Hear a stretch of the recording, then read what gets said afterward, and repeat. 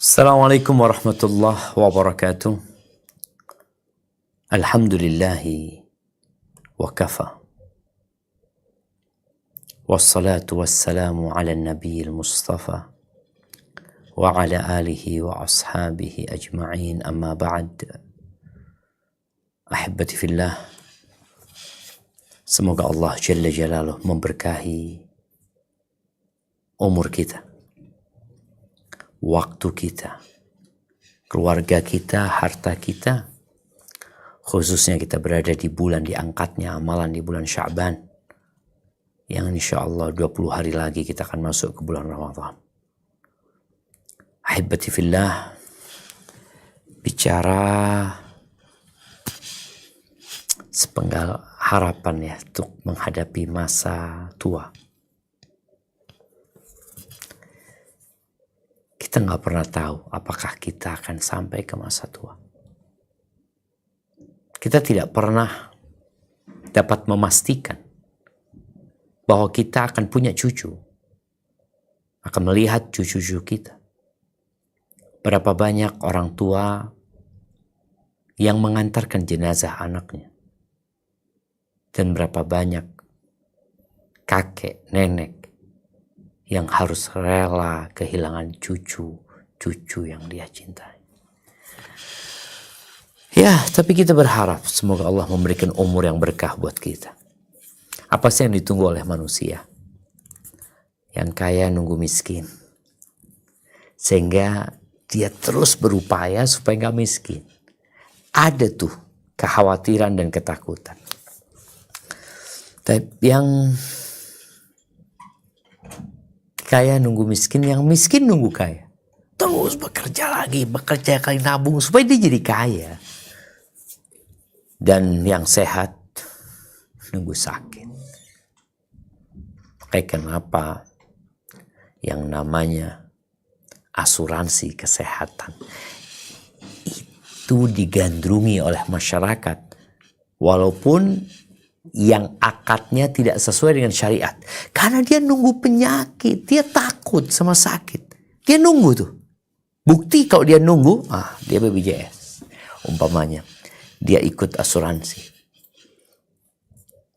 Au haraman mufannita. Yang masih muda nunggu apa? Nunggu tua. Dan dia takut dengan umur tua itu.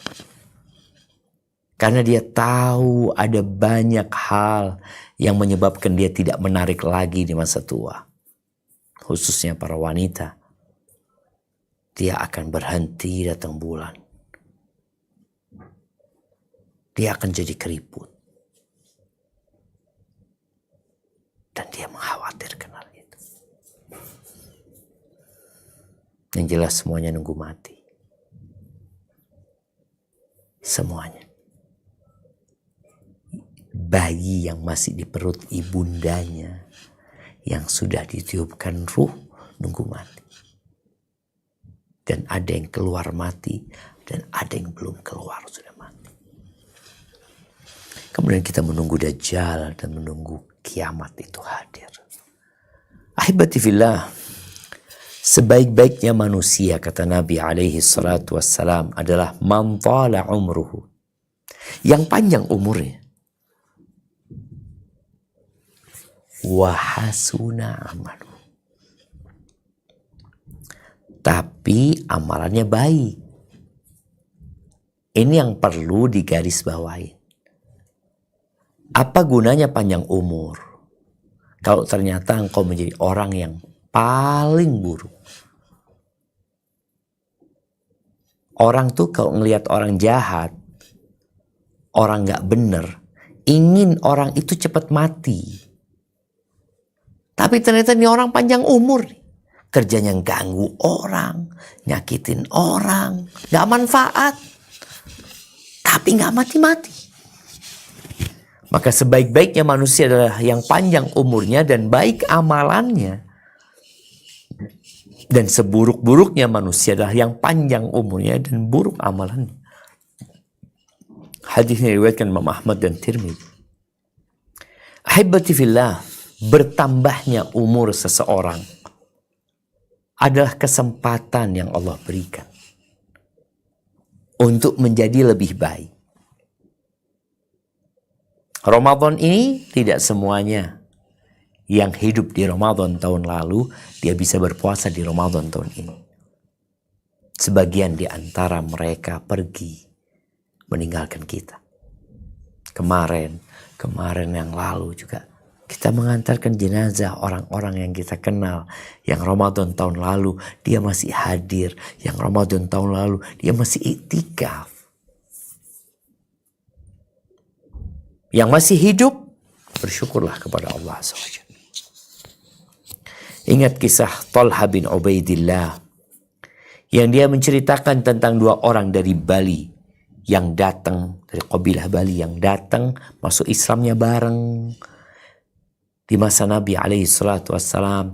Yang satu orangnya giat, semangat beribadah lebih daripada yang pertama, dan yang pertama lebih daripada yang kedua ya.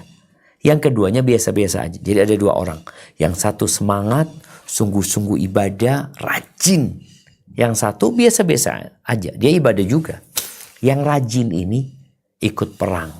Meninggal di medan perang. Yang satu gak ikut perang. Akhirnya meninggal setahun kemudian.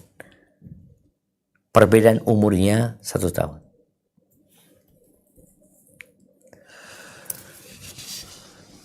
Kemudian Talha bin Ubaidillah bermimpi. Dia mengatakan, aku bermimpi ana inda babil jannah.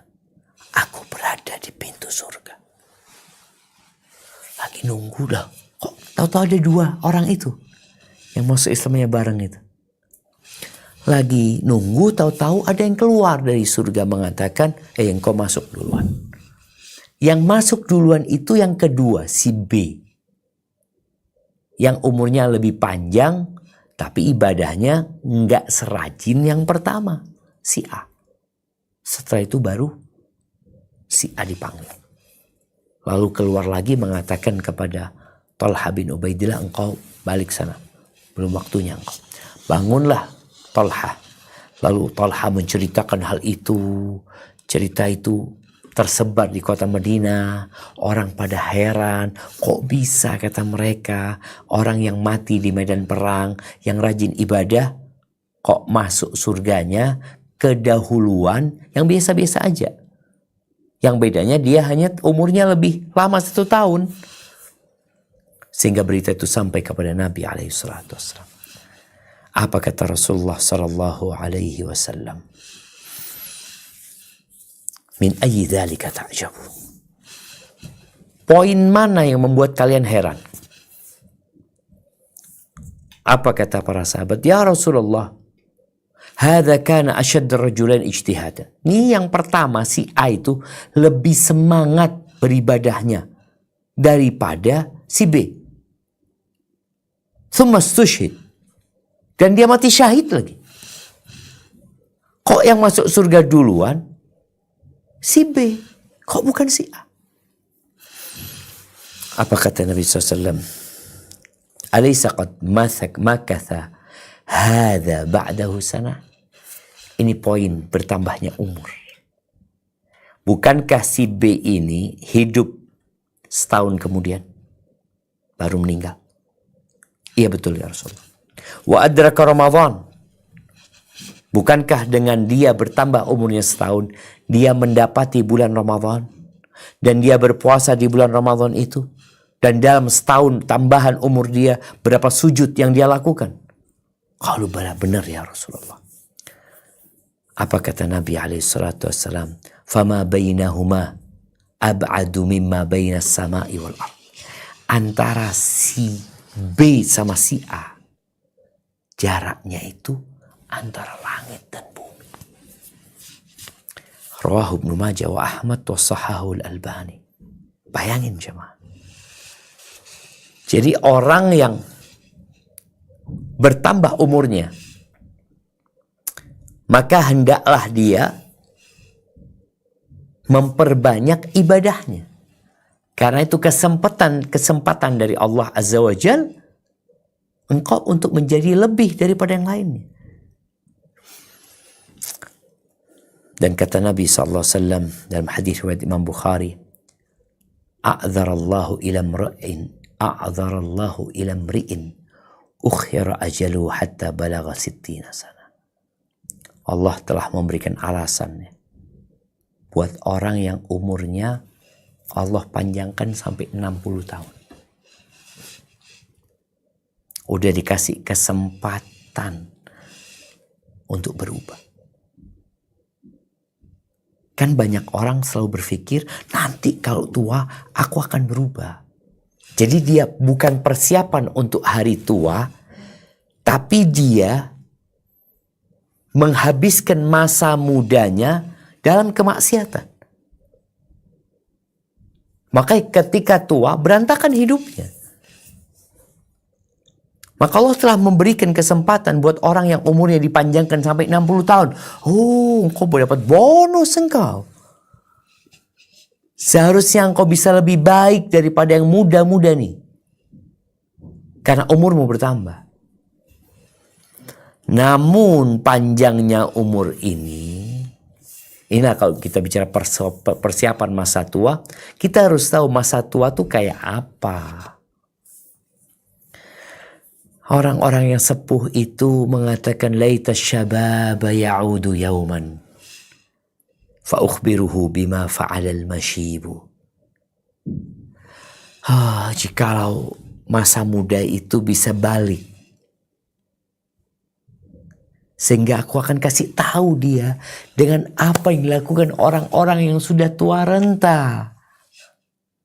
Udah banyak yang dia tidak mampu lagi melakukannya karena sudah tua. Makanya semakin bertambah umur itu, semakin besar perjuangan dan semakin banyak pengorbanan. Kenapa? Karena banyak yang berkurang. Banyak perubahan dari fisik, mental, itu berubah. Orang kalau sudah sepuh. Apa kata Allah Azza wa Jal di surat Ar-Rum ayat 54? Nah.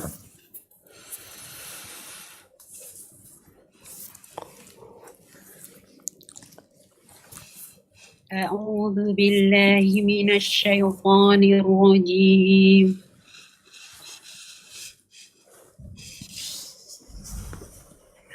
Allahul ladzi khalaqakum min dha'fin thumma ja'ala min ba'di dha'fin quwwatan thumma ja'ala min ba'di ضعف قوة ثم جعل من بعد قوة ضعفا وشيبة يخلق ما يشاء وهو العليم القدير.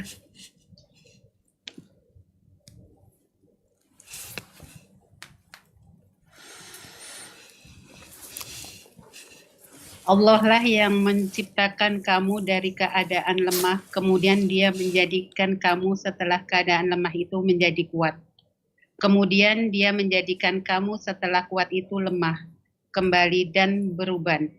Dia menciptakan apa yang dikehendaki dan Dia Maha Mengetahui, Maha Kuasa. Masya Allah, barakallahu fiik. Kalau kita tahu apa yang Allah sebutkan ini, maka kita akan mempersiapkan diri. Ada fase engkau kuat. Dan ternyata fase kuat itu dihimpit dengan dua fase lemah. Ketika engkau lemah di masa kecil, engkau tidak bisa berbuat apa-apa. Jadi memang nggak bisa persiapan untuk kelahiran. Engkau nggak bisa. Yang persiapan untuk kelahiranmu itu orang tuamu. Tapi kita nggak bisa apa-apa. Ada fase lemah. Dan ada fase lemah lagi, tapi setelah fase kuat. Sehingga di masa kuat inilah Allah berikan kesempatan agar engkau mempersiapkan diri untuk fase lemah dan beruban. Jadi bukan lemah yang akan menjadi kuat, tapi lemah yang akan semakin lemah. Dengan bertambahnya waktu, bertambahnya umur, engkau akan jadi lemah. Yakhluqu ma yasha. Allah menciptakan apa yang dikehendakinya. Artinya nggak semua orang bisa sampai masa lemah. Ada yang masih kuat-kuatnya mati. Wa huwal alimul qadir. Allah maha tahu dan Allah maha perkasa. Maha kuasa. Jadi dengan Allah ceritakan ini, manusia hendaklah bersiap-siap. Ada fase engkau bisa bersiap-siap. Untuk masa engkau tua. Dalam urusan dunia, kita melihat bagaimana pemerintah memikirkan harapan kaum papa, orang-orang yang sepuh khususnya ini. Dengan cara apa? Dengan cara pensiunan. Jadi dia ada harapan nanti pensiun ya. Di barat kita lihat ya, orang-orang dapat pensiunan sehingga dia, ya dulu kan aku udah kerja, udah capek, sekarang tinggal menikmatin. Tapi dia menikmatin dalam kondisi sudah sepuh, sudah tua, nggak bisa seperti yang dulu. Namun sejatinya manusia bisa mempersiapkan masa tua untuk lebih baik lagi. Bukan hanya urusan dunianya, tapi bagaimana urusan agama dan ibadah dia.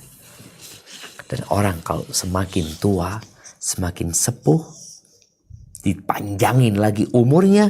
Apa kata Allah Azza wa Jal di surat Yasin ayat 68. Naam. Yasin ayat 68. Wa man nu'ammirhu nunakkishu fil khalqi afala ya'qilun. Dan barang siapa kami panjangkan umurnya, niscaya kami kembalikan dia kepada awal kejadiannya. Maka mengapa mereka tidak mengerti? Masya Allah. Allah kembalikan ke awal kejadiannya lemah.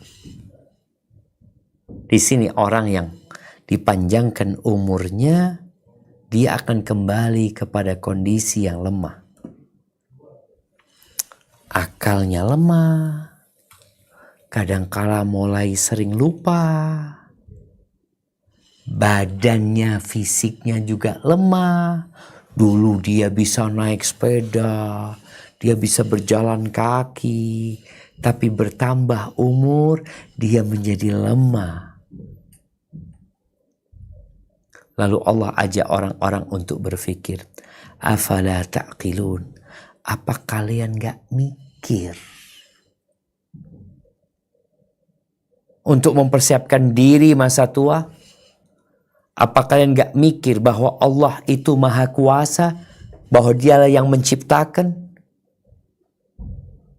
dialah yang esa? Gak mikir kalian. Tuh lihat tuh orang-orang ini panjangin umurnya, udah kayak gitu tuh. Ini secara umum. Gak bisa dia kembali kepada muda, gak bisa. Nah, dan di surat An-Nahl ayat 70, Allah menceritakan di mana ada manusia yang dikembalikan ke umur yang rendah, yang buruk, yang membuat hidupnya menderita. Maka jangan sampai kau ke sana. Tapi kalau engkau sampai ke sana, ya bagaimana engkau telah mempersiapkan diri. Manusia tetap berharap, dia harus optimis dengan hari esok. Apa kata Allah Azza wa Jal di surah An-Nahl ayat 70. Nah.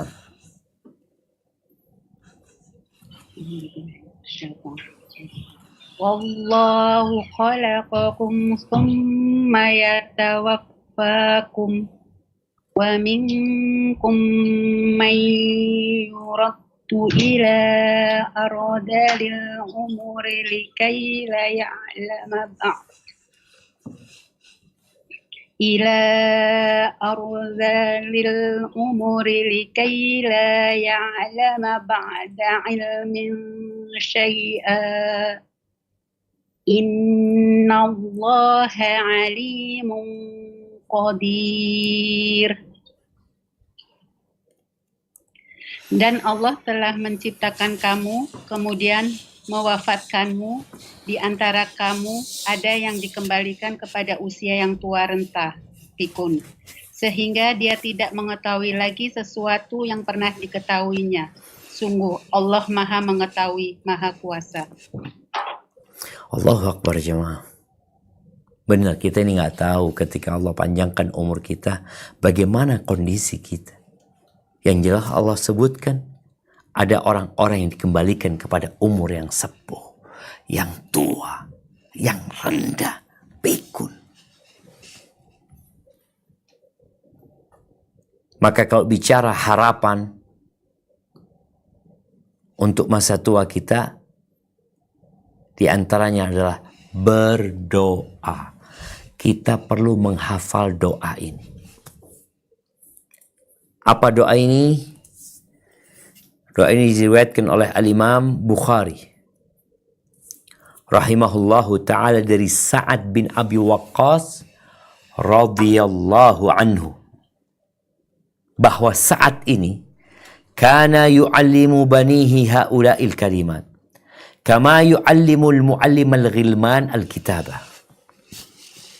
Bagaimana Sa'ad mempersiapkan anak-anaknya untuk masa depannya, untuk masa tuanya, untuk masa sepuhnya. Diajarin doa. Sebagaimana guru itu ngajarin muridnya nulis. Artinya Sa'ad mengajarkan kepada putranya dengan serius. Dan mereka diperintahkan untuk membaca dan mengamalkan. Wa yaqul, dan dia berkata kepada anak-anaknya, Inna Rasulullah sallallahu alaihi wasallam kana yata'awwadhu minhunna duburas salah. Saat mengatakan dulu Rasulullah sallallahu alaihi wasallam itu biasa meminta perlindungan kepada Allah dari perkara-perkara yang disebutkan itu di penghujung setiap sholat. Apa yang dibaca Nabi SAW? Allahumma inni a'udzubika minal jubn. Ya Allah, aku berlindung kepadamu dari jubn, sifat pengecut. Wa a'udzubika min an uradda ila ardhalil umur. Dan aku berlindung kepadamu jangan sampai dibalikkan kepada ardhalul umur. Umur yang rendah. Nanti dibahas umur rendah itu kayak apa. Wa a'udzubika min fitnatid dunya. Dan aku berlindung kepadamu dari fitnah dunia. Wa a'udzubika min azabil qabr. Dan aku berlindung kepadamu dari azab kubur. Apa yang dimaksud dengan ardhalul umur? Umur yang rendah itu apa maksudnya? Huwa bulughul haram wal kharf. Sampai ke usia yang sepuh, yang fisiknya lemah, dan akalnya juga lemah. Pikun. Ya, kata Al-Imam As-San'ani menyebutkan tentang ardhalul umur ini, ya dia kembali seperti waktu bayi dulu. Dhaiful binyah, fisiknya lemah. Sakhiful aqli, akalnya juga tadi mulai pikun. Qalilul faham, nggak faham kalau dikasih tahu. Itu ardhal umur yang Nabi SAW berlindung darinya. Nabi bukan berlindung dari umur panjang, tapi beliau berlindung dari umur yang rendah tuh. Di mana fisiknya, akalnya, pemahamannya semua jadi lemah. Adapun Al-Mubarak Furi mengatakan tentang ardhalul umur adalah umur yang paling buruk. Ketika orang itu jadi sepuh, jadi lemah, nggak bisa melaksanakan kewajiban-kewajiban dia. Dia juga nggak mampu untuk melayani diri dia sendiri. Kan ada orang sepuh yang nggak bisa melayani diri dia sendiri. Bahkan na'udzubillah, susah jalan, nggak bisa ke toilet. Ada banyak kekurangan. Ada pengurangan dari Allah di fasilitas yang dia miliki. Maka ardhalul umur tadi termasuk umur yang orang akhirnya nggak bisa berkhidmat kepada dirinya sendiri. Dia selalu bersandar kepada orang lain. Seperti bayi yang dia tidak akan makan kecuali dia nangis agar ada orang yang ngasih makan dia. Dia haus mau minum, dia harus nangis. Dia belum bisa ngambil air sendiri. Dia belum bisa makan sendiri. Dia belum bisa merangkak. Dia belum bisa berdiri. Apalagi berjalan dan berlari. Beliau berlindung dari itu. Gak bisa melaksanakan kewajiban. Fayakunu kallan ala ahli. Dia jadi beban buat keluarganya. Dia jadi beban buat keluarganya. Keluarganya berangan-angan bagaimana orang ini cepat mati. Engkau mau di masa tua anakmu kepingin engkau cepat mati. Karena dilihat, aduh abah ini ngerepotin aja. Udah gak bisa apa-apa, ya Allah, Hasan sudah mati. Itu yang termasuk dari ardhalul umur. Oleh karena itu dibaca di penghujung setiap sholat. Sebelum salam atau sesudah salam. Nabi SAW, di antara persiapan beliau untuk menghadapi masa tua, beliau itu sering membaca di majelis beliau, untuk beliau dan para sahabatnya, doa memohon beberapa permohonan. Di antara permohonannya, Allahumma qsim lana min khasyatika. Ya Allah, bagikan buat kami rasa takut kepadamu yang dapat menghalangi kami dari perbuatan maksiat. Dan bagikan buat kami ketaatan kepadamu yang dengannya kami bisa sampai ke surgamu.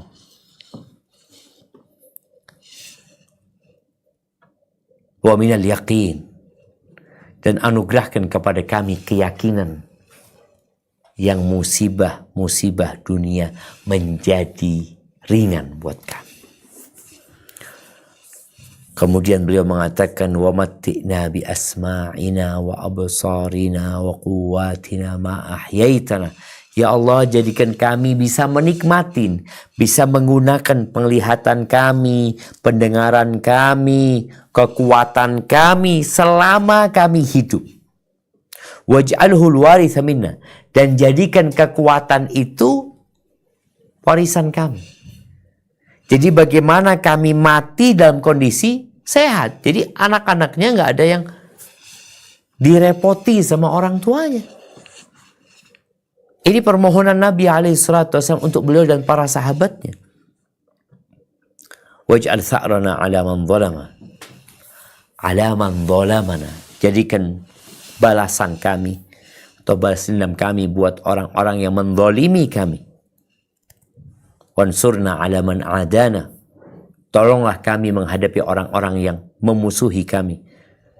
Wala taj'al musibatana fi dinina. Jangan jadikan musibah kami menimpa agama kami. Wala taj'alid dunya akbara hammina. Ini kalau bicara persiapan hari tua. Kita meminta jangan sampai kena musibah di agama kita. Udah tua, sholat ditinggalin. Karena merasa sudah sepuh. Ketika engkau masih mampu, engkau wajib sholat. Engkau masih mampu puasa, engkau wajib puasa. Ada orang-orang yang memang di masa mudanya, dia nggak sholat, dia juga nggak puasa, sehingga di masa tua lebih lemah lagi dia. Maka jangan jadikan musibah menimpa agama kami. Wala taj'alid dunya akbara hammina wala mablagha ilmina. Jangan jadikan dunia ambisi kami terbesar, puncak dari ilmu kami. Jangan sampai cuma ilmunya tentang dunia. Wala tusallit alaina man la yarhamuna. Jangan jadikan pemimpin atas kami orang-orang yang tidak mengasihi kami. Ahibbati fillah. Al-Imam Ibnul Jauzi rahimahullahu ta'ala dalam kitabnya Saidul Khatir, beliau menyebutkan sebuah nasihat nih. Kalau bicara harapan ya, persiapan untuk masa tua, beliau memberikan wasiat tentang yang sudah lalu, yang udah dilewatin dan yang akan dihadapi. Apa kata beliau? Al-aqil man fahima maqadir zaman. Orang yang berakal sehat, orang yang bijak itu adalah orang yang faham dengan ketentuan-ketentuan zaman, masa ini. Fa innahu fima qabla al-bulugh sabi. Dia harus faham dulu, sebelum dia balik, dia disebut balita, sobi. Jadi ingat, dalam agama kita itu, orang itu sebelum balik dianggap anak-anak. Kalau sekarang kan tidak. Bagaimana di negeri kita, anak-anak itu ada batasan umur. Di agama kita batasannya bukan umur, tapi balik. Baik itu dengan bermimpi, atau dia dengan tumbuh bulu-bulu di tubuhnya. Yang wanita mungkin dengan datang bulan. Dan lain-lain.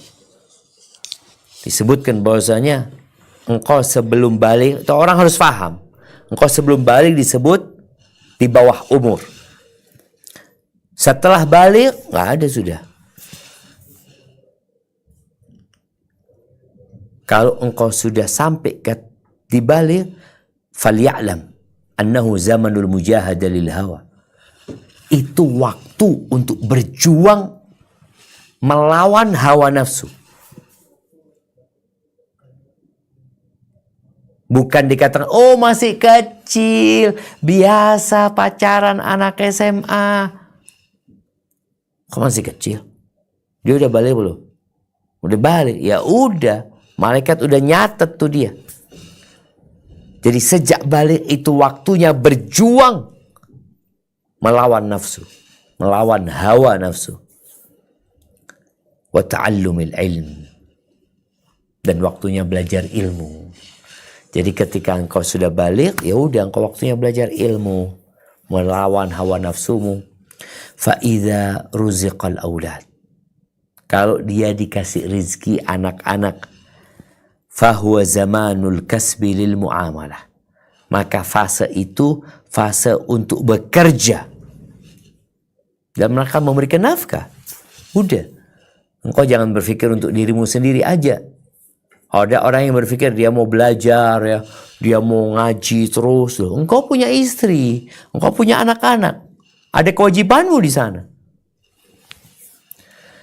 Ya, fa idza balagal arba'in intaha tamamuhu wa qadha manasikal ajali wa lam yabqal illa al-inhidar ila al-watan. Kalau engkau sudah sampai umur 40 tahun, udah habis. Sempurnanya udah habis. Engkau sudah sampai puncak dan tinggal turun. Maka kau perhatikan tuh. Engkau akan turun menuju ke negerimu. Mana negeri kita? Akhirat. Kita akan turun sampai ke tanah. Ka'annal fata yarqa minal urmi sullaman. Seakan-akan, kata Ibnu Jauzi, pemuda itu naik anak tangga ketika dia masih muda. Naik. Ila ayyajuzal arba'in wa inhat. Sampai umur 40 tahun tangganya selesai. Turun. Kau turun. Secara fisik ya, bagaimana orang itu ya semakin lemah biasanya. Engkau turun nih. Fa'in baghilahu 'inda tamamil arba'in an yaj'ala julla himmatihi tazawwud lil akhirah. Maka sepantasnya ketika orang ini berumur 40 tahun untuk menjadikan porsi terbesar ambisinya adalah membekali diri untuk akhirat. Bukan untuk masa tua, tapi untuk akhirat. Kenapa? Kalau masa tua belum tentu kok sampai umur tua. Tapi ini orang umur 40 tahun, Masya Allah. Ada yang 40 tahun 2 hari meninggal dunia. 40 tahun 3 bulan meninggal dunia. Maka waktunya engkau mempersiapkan bekal menuju ke akhirat. Wa yakun kullu talammuhihi lima baina yadayhi. Yang menjadi perhatian dia, yang di depan dia.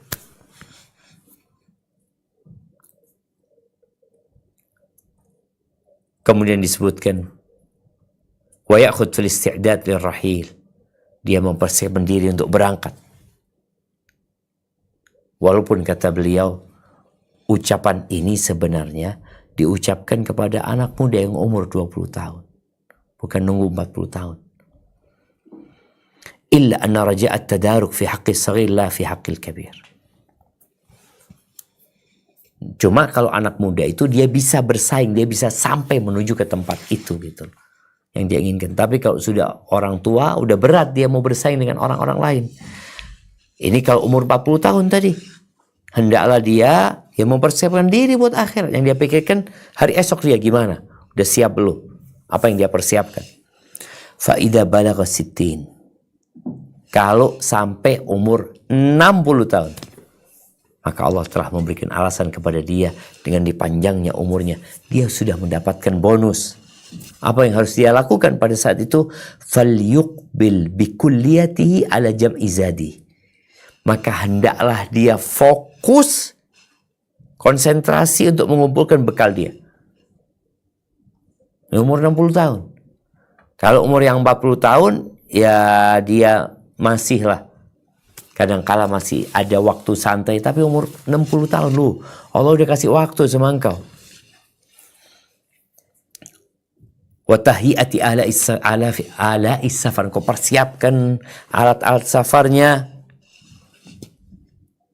Wal ya'taqid, ini buat orang yang umur 60 tahun, hendaklah dia meyakini anna kulla yaumin yahya fihi ghanimah.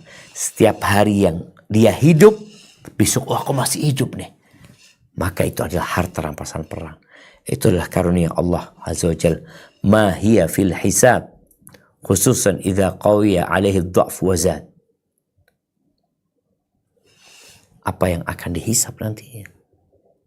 Bagaimana dia mempersiapkan diri yang dia akan dihisab. Khususnya semakin dia lemah. Karena ada orang yang ya 60 tapi sehat, ada 60 yang udah sakit-sakitan.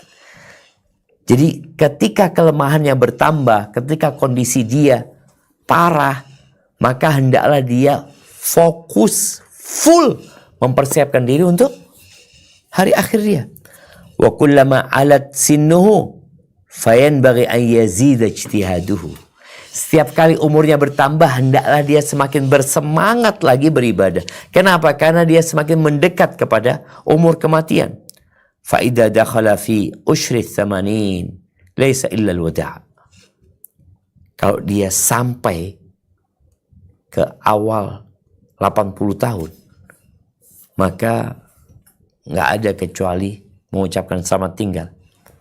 Yang ada dalam sisa umurnya, orang umur 80 tahun ke atas ya hanya kesedihan. Kenapa dulu nggak kayak gitu? Kenapa dulu nggak kayak gitu? Maka hendaklah engkau mempersiapkan diri untuk masa tua. Jangan sampai di masa tua, ya Allah aku kepingin sholat berjamaah di masjid. Loh, engkau waktu muda kemana? Aku ingin datang kajian, engkau waktu muda kemana?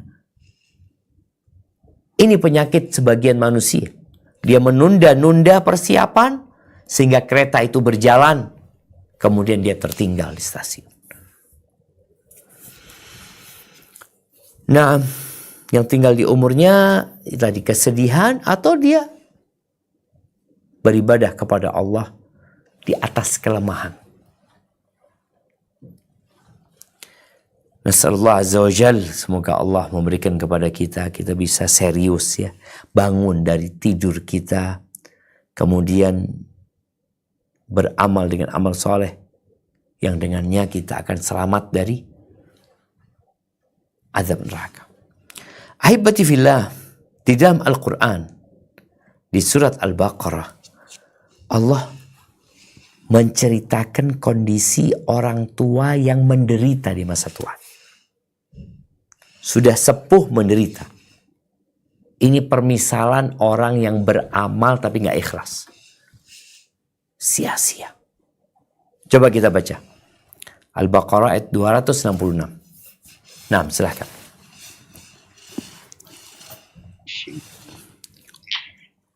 Ayawaddu ahadukum an takuna lahu jannah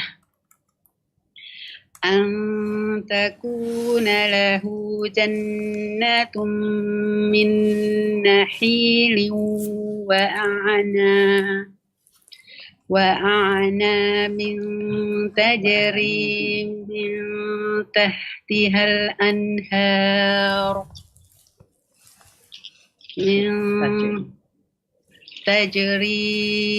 تجري من تحتها الأنهار له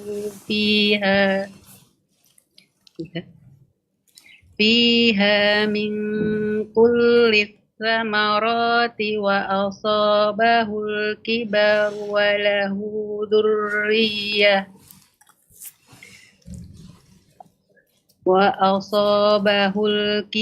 وله ذرية ضعفاء وأصابها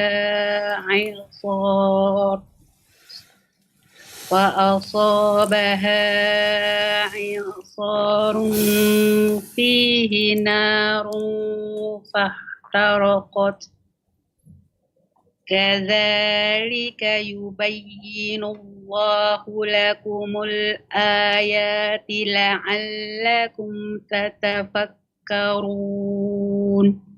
Adakah salah seorang di antara kamu yang ingin memiliki kebun kurma dan anggur yang mengalir di bawahnya sungai-sungai? Di sana dia memiliki segala macam buah-buahan. Kemudian datanglah masa tuanya sedang dia memiliki keturunan yang masih kecil-kecil. Lalu kebun itu ditiup angin keras yang mengandung api, sehingga terbakar. Demikianlah Allah menerangkan ayat-ayatnya kepadamu, agar kamu memikirkannya.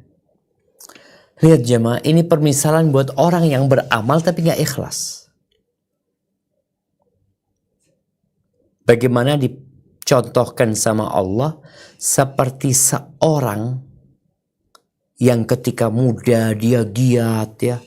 Dia punya kebun, isinya kurma, isinya anggur. Waduh, ada sungai mengalir di kebunnya, di dalamnya ada segala buah ini itu. Pasti orang berharap, waduh, enak hidupnya ini. Allah katakan wa asabahul kibar. Dia jadi tua. Umurnya tua, anak-anaknya lemah. Dzurriyyatun du'afa. Yang mereka nggak bisa mengelola kebun itu. Artinya dia yang sudah tua masih harus mengelola kebun itu.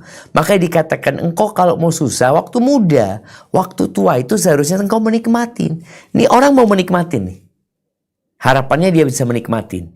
Dia punya anak-anak yang kuat-kuat, yang soleh-soleha, sehingga dia nggak perlu lelah. Tapi kalau ternyata orang sepuh ini punya anak-anak yang ngerepotin orang tuanya, kan tadi fase umur manusia itu ada masa lemah, ada masa lemah. Di tengah itu masa kuat. Ini orang sepuh sampai masa lemahnya, dan ternyata anak-anaknya masih lemah-lemah. Berantakan kebun dia. Bukan cuma itu.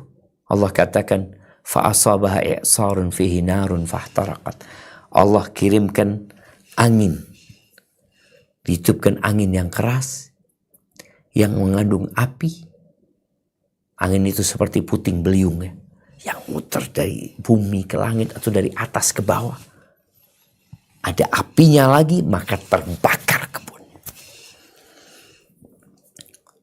Itu permisalan orang-orang yang gak ikhlas. Gak ada gunanya. Yang dia kerjakan, yang dia amalkan sia-sia. Ini contoh orang tua kayak gitu. Bagaimana orang-orang sepuh ini jangan sampai seperti Allah ceritakan. Engkau nggak punya generasi yang melanjutkan. Ya Ustaz, kan nggak semua orang dikasih anak. Nah, tapi ada amalan-amalan yang bisa engkau kerjakan di masa muda yang engkau dapat hasilnya ketika tua, bahkan ketika kau meninggal dunia. Jadi nggak harus punya anak. Apa gunanya anak kalau disebutkan anaknya lemah? Orang tuanya lemah, anaknya lemah. Ini anak yang akan membuat orang tuanya lebih lemah lagi. Karena dia harus masih bantu anak-anaknya dalam kondisi dia lemah. Ditambah lagi hasil usaha dia terbakar. Bagaimana orang yang sudah sepuh, istrinya gugat cerai. Atau diceraikan sama suaminya. Masya Allah jemaah. Ada seorang wanita yang sudah tua. Dia seorang janda. Dia mengatakan, ucapan dia cukup menggelitik ya. Dia mengatakan dengan bahasa Jawa, wong wedok iku tidak ditinggal mati, ditinggal rapi. Dia mengatakan wanita itu, kalau dia nggak ditinggal mati sama suaminya, mungkin dia ditinggal kawin lagi sama suaminya. Ketika dia bertambah umurnya. Bagaimana mempersiapkan diri tadi? Oh, berarti kita harus bekerja. Bicara rizki untuk masa tua. Tidak hanya dengan bekerja. Boleh jadi engkau ditinggal mati oleh suamimu. Suamimu meninggalkan warisan yang banyak. Dan setelah engkau dapat warisan yang banyak itu, warisan itu bisa habis. Dan tidak tersisa apa-apa. Kalau mempersiapkan masa tua itu hanya berpikir dengan harta, ingat harta itu bisa habis. Seperti Allah contohkan tadi, orang punya kebun, Masya Allah, sudah jadi kebunnya ini. Bukan kebun yang baru tanam, tapi kebun yang sudah ada buah-buahnya. Dari segala buah ada, tapi ternyata Allah kirimkan puting beliung bersama api, habis.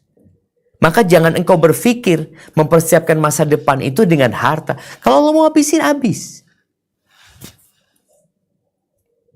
Engkau persiapan, oh suamiku baik.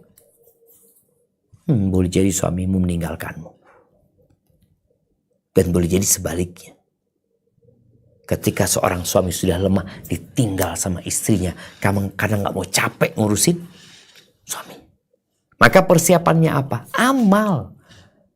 Maka di awal hadis yang kita baca tadi, hadis Imam Tirmidzi, segeralah beramal sebelum 7 perkara. Salah satunya sebelum engkau jadi tua. Engkau beramal sekarang. Ketika orang beramal, mendekatkan diri kepada Allah, di masa tua dia, apalagi tadi doa-doa, dia minta supaya nggak ngerepotin anaknya, dia minta supaya dihindarkan dari penyakit, dia minta supaya dia terus bisa memandang, bisa mendengar, punya kekuatan. Jadi persiapannya itu mohon dan berdoa kepada Allah. Ya kalau kita bicara olahraga, orang yang berharap masa tuanya dia sehat, ya jaga makan. Nabi SAW mengatakan, ma mala'a adamiyun wi'a'an syarran min batn. Tidak ada wadah yang dipenuhi oleh manusia yang lebih buruk dari perutnya dia. Maka biasa yang muda-muda nih, wisata kuliner, makan ini, makan itu. Nah, ini bicara gaya hidup. Engkau mau persiapan buat masa tuamu. Engkau berdoa, tapi ada usaha. Nabi mengajarkan dari dulu. Ngajarkan doa dan ngajarkan usaha. Usaha agar masa tuamu kau nggak sakit-sakitan. Ya jaga perutmu. Dijaga perutnya. Dari apa? Ya jangan dipenuhi dengan semua makanan. Makanya sekarang ada orang anak muda tapi udah kayak tua. Gara-gara apa? Gara-gara dia gaya hidupnya yang berantakan. Jadi hendaklah engkau memperbanyak doa, memperbanyak amal, gaya hidupmu dirubah. Olahraga. Sekarang banyak orang lemah sebelum waktunya. Allah menyebutkan Jalla Jalaluh bahwa ada masa kuat. Setelah lemah Allah jadikan kekuatan. Di masa kuat ini ada yang sudah lemah. Kena penyakit ini macam-macam. Apa penyebabnya? Pola hidup, gaya hidup. Dan Nabi memberikan arahan. Bihasab ibni Adam luqaimat yuqimna biha sulbah. Anak Adam tuh cukup kalau makan yang bisa membuat punggungnya tegak. Bicara punggungnya tegak ini sesuai dengan kalori yang akan dikeluarkan. Sekarang engkau nggak nyuci lagi, kalorinya nggak keluar. Engkau cukup berapa kalau gitu kalori? Dulu orang nyuci, jalan kaki, kemana-mana. Dia meres, bayangin ya. Bagaimana bicara meres. Itu butuh kekuatan. Nggak ada lagi meres. Masukin mesin cuci, keluar kering. Sehingga engkau butuh waktu olahraga sendiri. Untuk apa? Tadi supaya masa tua engkau nggak ngerepotin orang. Supaya di masa tua engkau ya nggak pikun. Karena ada usaha. Ya bisa usaha dan tentunya dengan ya berbagai macam usaha yang dilakukan. Tapi yang perlu engkau ingat, setelah engkau masa tua engkau akan mati dan ditinggalkan oleh keluargamu. Orang jadi lemah. Tapi kita bukan berarti ya sudah mau gimana lemah. Enggak. Kita bisa berusaha mohon sama Allah Azza wa Jalla, bisa dipertahankan. Ada orang yang umur 80 tahun pikun, ada yang umur 60 tahun pikun. Ada yang umur 101 tahun gak pikun. Sehat. Berangkat haji tahun kemarin. Kok bisa seperti itu? Semuanya perlu mempersiapkan diri. Barakallahu fiik. Itu mungkin dapat kita kaji pada kesempatan kali ini. Kurang lebihnya mohon maaf. Kita masuk ke sesi tanya jawab. Ana kembalikan ke teman-teman yang sudah ada di sana.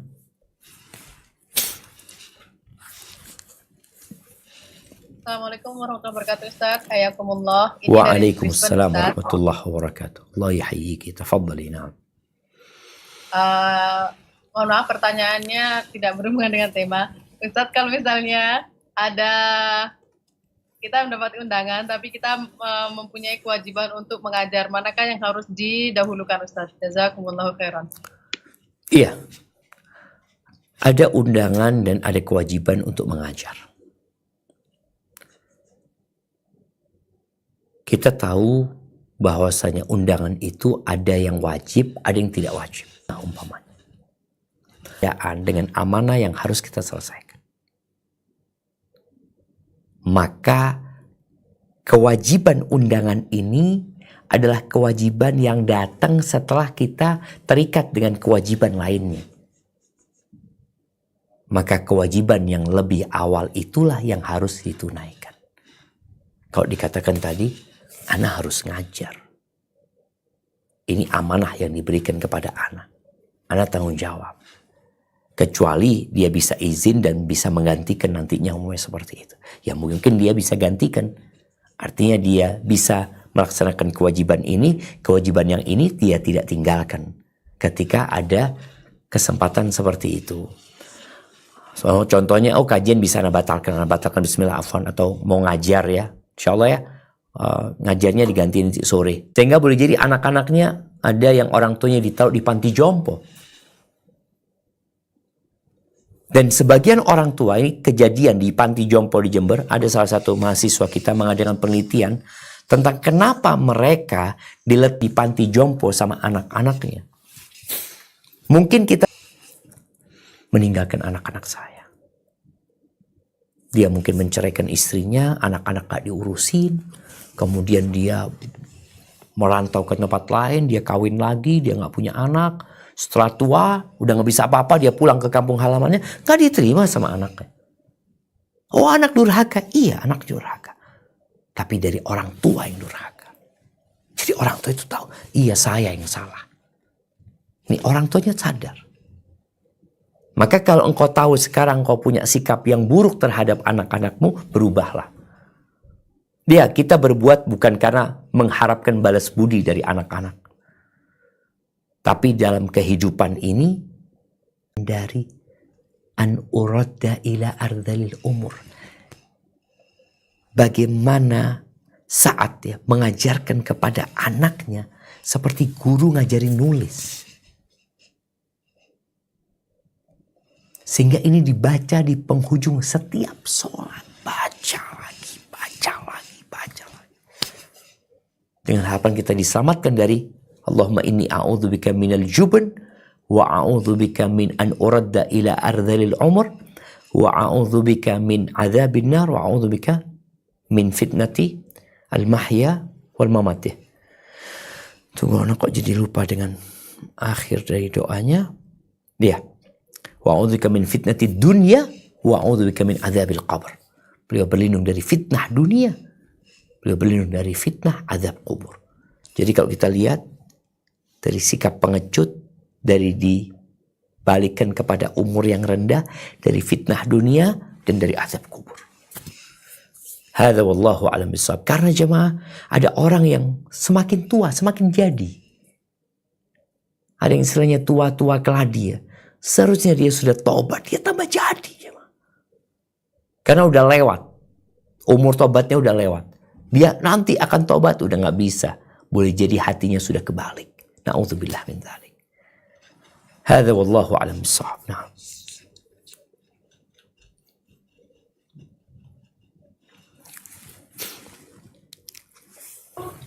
Assalamualaikum Pak. Ini dari Perth, ada pertanyaan titipan. Nah, tafadhal.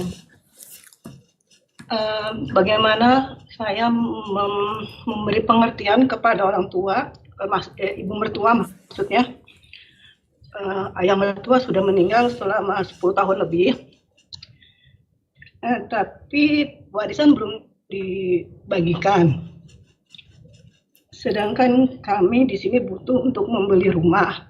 Ibu mertua ditinggali 2 rumah, satu ditempati, satu untuk dibuat kos-kosan. Dan ibu mertua juga punya beberapa properti lain dari warisan orang tua ibu mertua sendiri. Kami berapa kali berbicara tapi berakhir dengan selisih paham gitu. Nah. Anaknya berapa? Ada 5, tapi suami anak laki-laki satu-satunya. Baik, yang lainnya juga nuntut? Kami kan jauh ya Pak. Itu katanya anak-anak yang lain itu semua dibagikan rumah masing-masing sama ibu mertua, entah dari properti warisan beliau sendiri ya, atau bagaimana begitu. Tapi kami nggak tahu jelas lah, karena selama ini pihak keluarga suami itu agak tertutup gitu, nggak pernah terbuka. Artinya anak-anak yang 4 itu sudah dapat bagiannya, mereka jadi nggak nuntut gitu? Sepertinya begitu. Siap. Nah, kami di sini katanya masih mengontrak sudah bertahun-tahun, jadi pengennya bisa beli tanpa harus berhutang gitu. Masya Allah, barakallahu fiik. Iya, ahibati fillah. Tidak semua yang kita inginkan kita dapatkan. Itulah ujian. Makanya ada orang tambah tua tambah jadi. Rasul SAW berlindung dari fitnah dunia. Harapannya kan orang ini semakin tua semakin sadar. Aku udah mau mati. Sampai dikatakan yang umur 60 tahun itu udah siap-siap engkau. Siap-siap mati udah. Kau akan tinggalkan semuanya. Nah, berbicara tentang warisan, memang banyak di antara kita yang berpikir kalau bapak mati, ibu masih hidup, berarti warisan nggak dibagi. Karena ibu masih hidup. Padahal yang dibagi itu warisannya bapak, bukan warisan ibu. Ibu dapat bagian dari bapak. Ketika anak minta haknya, dikatakan anak durhaka. Ini banyak terjadi di masyarakat. Sehingga ada orang melakukan kezaliman, tapi dia merasa tidak melakukan kezaliman. Orang-orang yang menahan hak orang lain. Warisan itu milik ahli waris. Jadi dia menahan ketika diminta, dimarahin, dikatakan durhaka, cinta dunia, padahal yang menahan yang cinta dunia. Tapi apa yang harus dilakukan? Ana rasa yang perlu dilakukan itu adalah berjumpa. Kalau dikatakan tadi jaraknya jauh, Australia sama Indonesia, ya harus ketemu. Kalau bicara ingin punya rumah, ya kita semua ingin punya rumah. Padahal rumah yang kita miliki juga ngontrak. Ingin anak-anak itu nggak pindah lagi, nanti ngontrak tahun depan. Ya Allah, ada orang yang Ana berjumpa dengan dia selama ya 20 tahun lebih lah, kontrak terus, 2 tahun pindah, 4 tahun nggak bisa diperpanjang, terus pindah-pindah. Itu ujian dia. Tapi memang dia belum punya uang. Kalau ini kan uangnya ada, haknya ada. Tapi karena belum diberikan sama orang tua, ini kan bicara anak tadi, maka mungkin nasihat buat sang anak untuk berjumpa sama orang tuanya. Kalau nggak bisa ngomong sama orang tuanya, engkau mungkin perlu ngomong dengan orang yang disegani sama orang tua. Atau tadi, kalau dikatakan keluarga suami tertutup, ya suami bagaimana ketemu sama adik-adiknya, ketemu sama kakaknya, ngobrol sama mereka. Jadi terkadang kita ini beranggapan mereka tertutup. Mereka nggak mau. Boleh jadi kitanya yang menjauh. Maka bagaimana sekarang memperbaiki hubungan? Bagaimana sebagai anak laki, istri mendorong suaminya untuk berbakti kepada ibunya, bukan dalam rangka mengambil hak warisan dia, tapi berbakti kepada ibunya karena Allah memerintahkan dia untuk berbakti kepada ibunya. Disinilah wajib bagi setiap orang untuk bermuhasabah. Kayaknya masalahnya di aku. Jangan selalu kita mengatakan, oh masalahnya di mereka ini itu. Sudah, bagaimana suamimu, suami ibu tadi, didorong untuk berbakti sama ibunya, peduli sama saudari-saudarinya. Jangan berpikir, oh mereka udah seneng. Ini bukan urusan harta. Kepedulian itu urusan perasaan. Kepedulian itu urusan perasaan. Makanya berapa banyak istri yang dikasih harta banyak sama suaminya, tapi dia menderita. Karena ngelihat suaminya gak peduli sama dia. Maka bagaimana suami jadi peduli sama adik-adiknya, sama keponakan-keponakannya. Bagaimana nih anak-anak sama sepupunya saling kenal, saling baik. Yang kita tahu, menyambung silaturahim itu memudahkan rizki, meluaskan rizki, dan memperpanjang umur. Barakallahu fiik. Nah. Assalamualaikum Ustadz, ini dari Melbourne. Waalaikumsalam warahmatullahi wabarakatuh. Naam, tafadhali. Saya mau tanya mengenai hadis yang Allah memberi uzur kepada seseorang yang dia akhirkan azalnya hingga sampai usia 60 tahun. Berarti itu apakah setelah usia 60 tahun itu Allah tidak memberikan uzur kepada manusia tersebut bila kita melakukan kekhilafan gitu dalam melakukan amal kebaikan? Masya Allah. Jazakillah khair. Naam, barakallahu fiik. Ya, ahibati fillah. Hadis ini bukan berarti orang yang umur 60 tahun ketika dia berbuat dosa, dia nggak berbuat maksiat, dia nggak dihitung dosa, tetap dihitung dosa. Bahkan dosanya bisa berlipat. Jadi ini orang sudah dikasih umur panjang, ada kesempatan untuk bertobat ya. Buat dia itu panjang sekali. Engkau bersenang-senang 50 tahun apa nggak cukup? 60 tahun kau berbuat dosa, berlezat-lezat dengan maksiat, apa nggak cukup? Dikasih umur 60 tahun, tetap berbuat dosa. Kalau dikatakan Apakah dia ketika bertobat Allah akan terima? Ya Allah akan terima tetap. Tapi memang orang kalau sudah menjadi kebiasaan berbuat dosa, sulit dia untuk meninggalkannya. Rasul SAW ketika menyebutkan ada 3 golongan yang Allah tidak akan melihat dan membersihkannya pada hari kiamat. La yukallimuhum wa la yuzakkihim, gak bicara sama dia, orang itu gak akan dibersihkan dari dosanya, dia akan mendapatkan azab yang pedih. Salah satunya adalah syaikhun zanin, orang yang sudah sepuh tapi masih berzina. Artinya anak muda berzina dengan orang tua berzina sama-sama dosa. Tapi dengan umur dia yang sudah sepuh, dia masih melakukan dosa. Parah nih orang. Nih orang parah banget gitu. Jadi, tapi kalau dia bertobat, tetap Allah menerima tobat. Selama hayat masih dikandung badan, hanya saja tadi Allah itu udah ngasih kesempatan gitu. Kalau engkau nggak bertobat, kapan kau mau bertobat? Hadza wallahu a'lam bissawab. Na'am. Assalamualaikum warahmatullahi wabarakatuh. Dari Kuala Lumpur. Waalaikumsalam warahmatullahi wabarakatuh. Naam, tafadhali. Ustadz, kalau kita meninggal kan ada 3 perkara yang akan terus mengalir. Salah satunya adalah doa anak soleh. Apa betul doa anak soleh adalah anak yang sudah diakikah?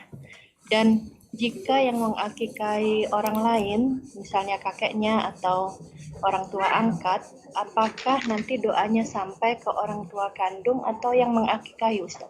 Masya Allah. Masya Jazakallahu Allah. khairan. Iya, ahibati fillah. Hadis Nabi alaihi salatu wassalam, kullu mauludin marhunun biaqiqatihi hatta yuaqqa anhu. Setiap anak yang lahir itu tergadaikan dengan akikahnya sampai dia diakikahin. Namanya gadai itu ya ditebus setelah dibayar gitu loh. Kalau akikah berarti sampai disembelih, baru nih anak terlepas dari gadainya. Di antara makna anak itu tergadai, salah satunya adalah anak itu nggak bisa memberikan syafaat kepada orang tuanya karena dia belum diakikahin. Tapi pendapat ini lemah sebenarnya. Hadis itu hanya menunjukkan tentang ditekankannya akikah. Seperti gadaian itu. Tetaplah anak yang soleh, dia tetap bisa memberikan syafaat kepada orang tuanya. Kalau anak itu meninggal masih kecil ya. Kemudian kalau dia anak yang soleh, dia akan terus mendoakan orang tuanya. Jangan bicara anak ya. Orang lain mendoakan orang tuanya juga bisa. Hanya saja bedanya kalau anak ini nggak berhenti, dia terus mendoakan orang tuanya. Kemudian akikah itu apakah harus orang tuanya? Tidak. Akikah itu yang penting diakikahin, diniatkan untuk mengakikahin itu anak. Seperti orang bayar gadai tadi. Ana menggadaikan mobil Ana. Umpamanya karena butuh uang. Tahu-tahu yang bayarin kakak Ana. Dibayarin.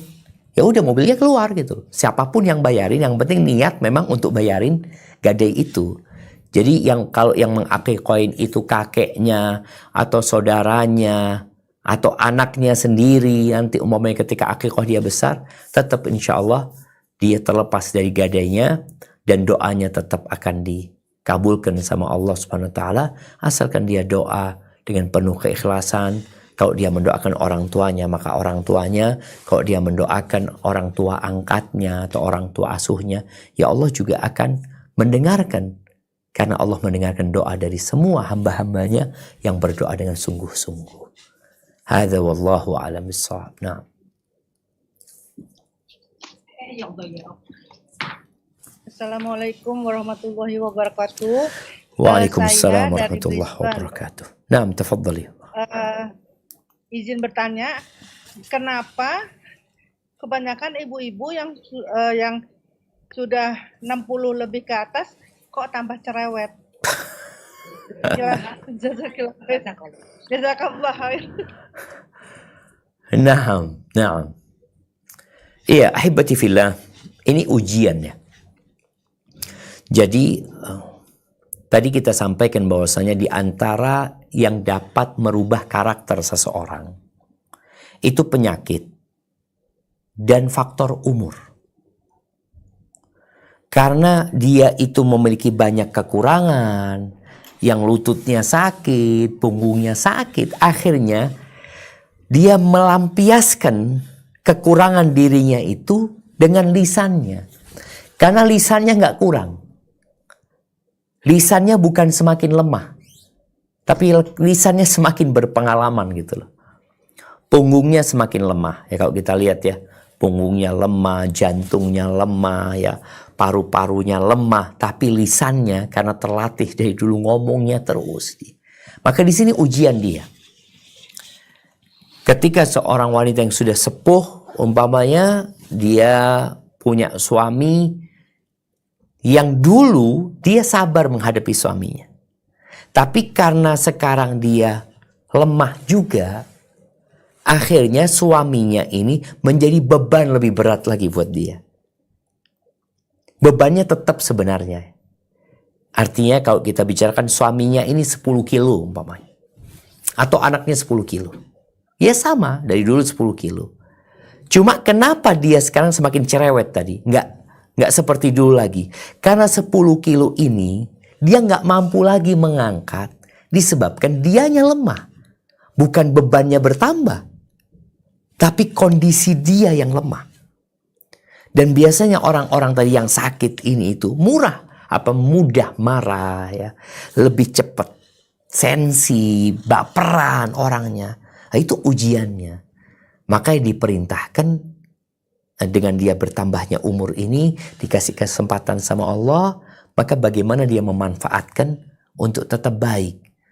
Maka bagi perempuan-perempuan yang tadi yang dia mau marah, mau ini itu, banyak baca doa. Memohon kepada Allah Azza wa Jalla agar jangan sampai dia rusak gitu loh. Dan ini termasuk tadi umur yang rendah ya. Yang akhirnya dia mungkin pikun, yang akhirnya dia merepotkan orang lain, yang akhirnya dia ya semua tidak menginginkan kehadirannya. Dan itu berbahaya sekali. Bagaimana kalau anak pun sudah, ya Allah, emak ini kesian, nambahin dosa aja dia hidup gitu. Kadang-kadang seperti itu anak-anak tuh. Jangan sampai. Maka kita perlu berdoa dan perlu berusaha. Dan buat anak-anak yang menghadapi ini orang-orang tua yang cerewet, maka dia perlu bersabar. Oleh karena itu, Allah Azza wa Jalla mengatakan, imma yablughanna 'indakal kibara ahaduhuma aw kilahuma fala taqul lahumā uffin wa la tanharhuma wa qul lahumā qawlan karīma. Ketika salah satu di antara mereka hidup bersamamu ya, atau dua-duanya dalam kondisi sudah sepuh, maka jangan engkau mengatakan jangan menghardik keduanya. Ucapkan ucapan yang penuh dengan penghormatan dan kebaikan. Karena tadi ini orang sudah sepuh, dia butuh sama engkau, dan kadangkala ya anak capek gitu loh. Maka Allah kasih arahan supaya bersabar dan tahu diri. Engkau adalah anak sampai kapanpun dan punya kewajiban berbakti kepada kedua orang tuamu. Hadza wallahu a'lam bissawab.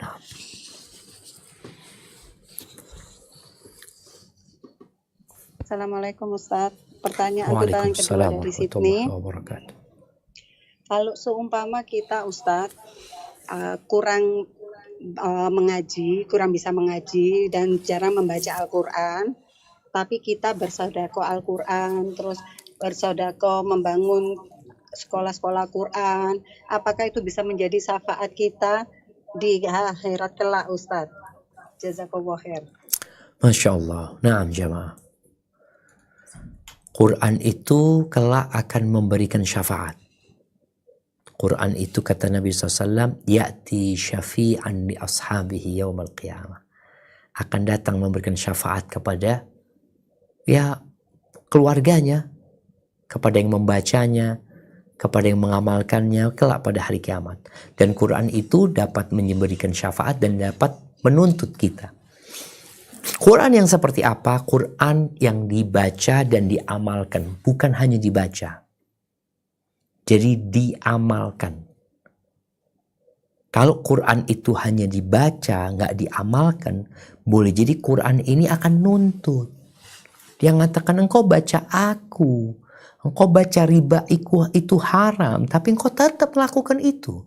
Ini loh ya Allah. Ini orang yang baca, yang ngerti, tapi dia tetap melakukan yang haram. Umpamanya seperti itu. Jadi bagaimana dengan orang yang tidak bisa baca Quran? Maka dia tidak akan mendapatkan syafaat dari Al-Quran tersebut. Tapi dia berbagi Al-Quran. Apakah dia akan mendapatkan syafaat dari Al-Quran? Atau dia akan mendapatkan pahala dari sodakohnya, bukan dari Al-Qurannya? Boleh jadi dia akan mendapatkan dari sodakohnya. Karena ini Quran yang dibaca terus, maka engkau akan dapat pahala terus. Karena itu termasuk wakaf yang bersambung amalannya. Termasuk sodakoh jariyah. Jadi bukan dari bacaan Qur'annya, bukan dari pengamalan Al-Qur'annya, karena engkau memang nggak membacanya, engkau juga tidak mengamalkannya. Tapi engkau hanya bersodakoh mushaf. Jadi bersodakoh mushaf bukan bersodakoh Al-Qur'an. Jadi sebenarnya disebutnya itu mushaf ya, yang isi dalamnya ada Al-Qur'an. Apakah mungkin dia dapat syafaat dari Quran? Ya wallahu a'lam bishawab ya. Mungkin saja, tapi yang jelas hadis Nabi SAW menyebutkan berkaitan dengan yang jadi sodakoh jariyah itu salah satunya adalah yang berkaitan dengan mushaf yang dia sodakohkan di masjid sehingga dibaca terus, atau dia membangun sekolah Al-Quran, atau dia memberikan gaji kepada guru-guru Al-Quran ya. Insya Allah dia dapat bagian dari sodakoh jariyah itu. Tapi kalau dia mendapatkan syafaat dari membaca Al-Qur'annya dan mengamalkannya, wallahu a'lam, ana enggak tahu. Hadza wallahu a'lam bissawab. Nah.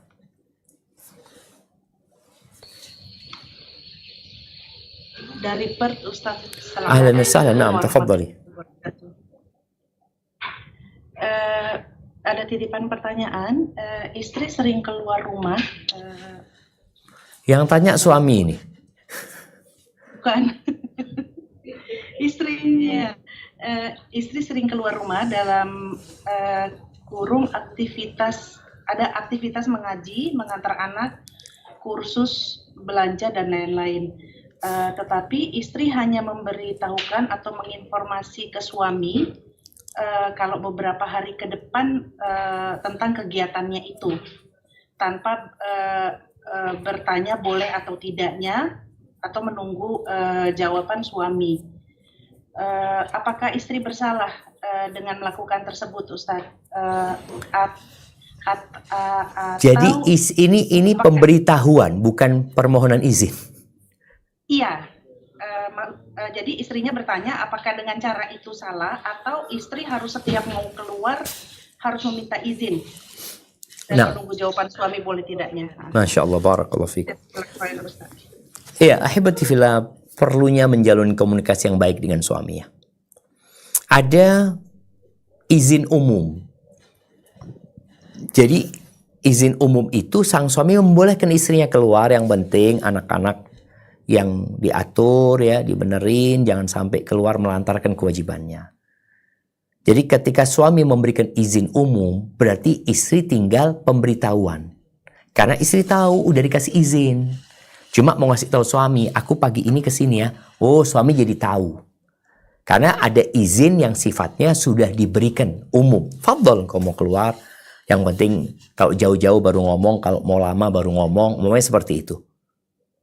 Jadi boleh apa enggak itu tidak lagi dipertanyakan. Karena suami sudah memberikan izin umum. Jadi yang ada hanya pemberitahuan. Itu kalau suami sudah memberikan izin. Tapi kalau suami tidak, suami sudah mengatakan engkau kemanapun harus izin. Kalau aku katakan enggak, maka di sini dia harus nunggu izin suami. Mama, aku boleh enggak? Oh, suami enggak jawab, ya udah, berarti enggak boleh. Gitu. Jadi kembali kepada komunikasi yang sudah dijalin antara suami istri ini. Hukum asalnya ya ketika dia ada keperluan yang memang ya seperti istri-istri Nabi. Nabi punya istri 9. Istri-istri Nabi itu ya kadang-kadang harus keluar ke toilet dulu, apalagi toiletnya itu bukan di dalam rumah, mereka harus keluar. Ya nggak harus mereka datang lagi ke Nabi SAW izin mau ke toilet, karena ada keperluan-keperluan yang memang ya sudah diperbolehkan gitu ya. Jadi ini kembali kepada komunikasi dan tradisi suami masing-masing.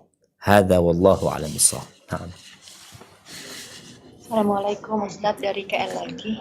Waalaikumsalam warahmatullahi wabarakatuh. Naam, tafadhal ya. Pertanyaan, ini posisinya cucu yang bertanya Ustadz. Nah. Bagaimana caranya menyampaikan ke orang tua supaya bisa bersikap lebih lembut kepada nenek atau kakek begitu? Karena posisi cucu ini jauh Ustadz, dan si nenek mungkin sudah sangat kurang begitu. Jadi cucu ini jauh, kakek neneknya hidup sama orang tuanya. Orang tuanya, iya. Tapi dia melihat memang sudah sangat kurang dan memang perlu kesabaran lebih begitu, Ustaz. Siap, nah. Iya, ahibati fillah. Kita kalau belajar teori ya, memang mudah. Wajib berbakti, ini, itu, macam-macam ya. Ini cucunya kan melihat itu. Dia ngeliat kayaknya bapaknya kok kurang berbakti sama orang tua bapaknya gitu loh. Padahal itu bisa berdampak kepada anaknya. Anaknya nanti boleh jadi nggak berbakti juga kepada orang tuanya. Bagaimana sekarang memberitahu orang tua? Jadi memang orang tua mungkin tahu hukum berbakti sama orang tua. Tapi bicara bagaimana sabar.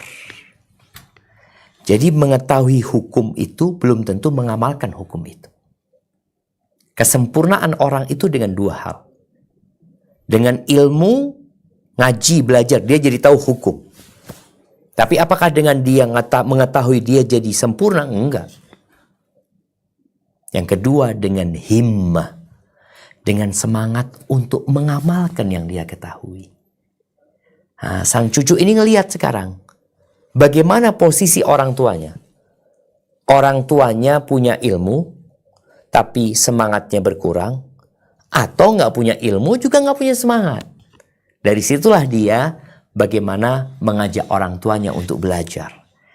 Kalau di contohnya ketika ada sebuah kajian tentang berbakti sama orang tua, di-share kepada orang tua ya. Kemudian ketika ada video tentang berbakti sama orang tua, di-share sama orang tua. Kemudian ditunjukkan orang-orang yang lebih susah daripada kakek neneknya. Karena ada orang berpikir, umpamanya, oh iya engkau gak merasakan capek. Lu ada yang lebih parah lagi. Ada yang orang tuanya pikun. Ada yang orang tuanya gila. Macam-macam kondisinya.